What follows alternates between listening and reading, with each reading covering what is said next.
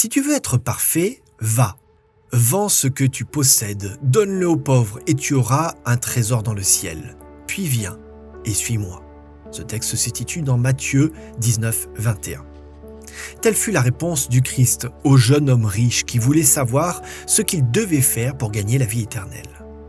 Que voulait donc Jésus de ce jeune homme ? Il voulait tout.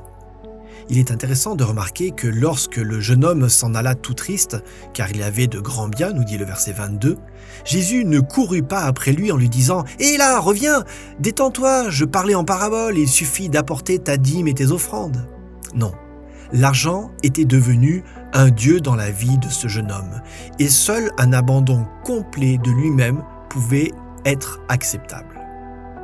Si nous lisons la Bible honnêtement, nous conclurons que Dieu veut tout. Un jour, une mère de 5 ans qui écoutait un sermon décida de donner tout ce qu'elle avait en sacrifice pour la cause de Dieu.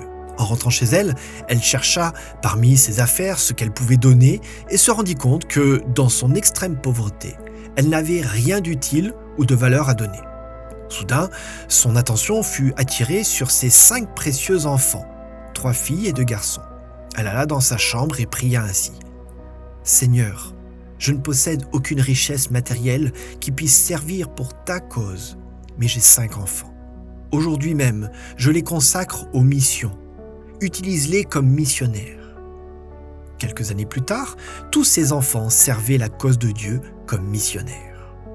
Ellen White nous aide à comprendre ce concept en disant « Au moment du succès, quand les filets étaient remplis de poissons et l'appel du passé était le plus fort, Jésus demanda aux disciples qui se trouvaient au bord de la mer de tout quitter pour se vouer à l'œuvre de l'Évangile.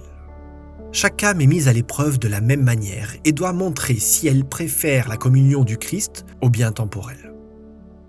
Nous trouvons cela dans Jésus-Christ, page 258. C'est vrai, Dieu s'attend à ce que nous lui abandonnions tout, nos dîmes et nos offrandes de promesses. Ne sont qu'un symbole, un pense-bête et une expression de notre consécration complète à lui. En les lui apportant maintenant, puissions-nous mettre nos désirs à la dernière place et Dieu à la première.